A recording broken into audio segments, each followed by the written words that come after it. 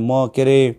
mountain climber extreme world recorder मात्र होइन म एउटा फ्यामिली मेम्बर पनि हो हैन मेरो पनि बाबा छ मेरो पनि बुढी छ त्यो बाहेक मेरो अरू कति पनि कामहरू पहिलेदेखि अब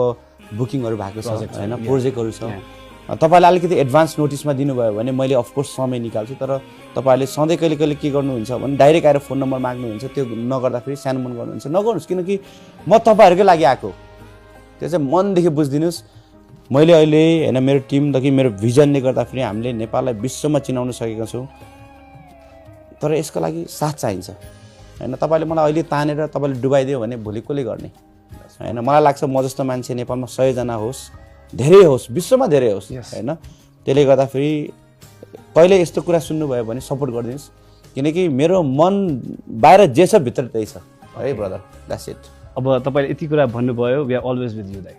thank you always with you so all right ladies and gentlemen let's go for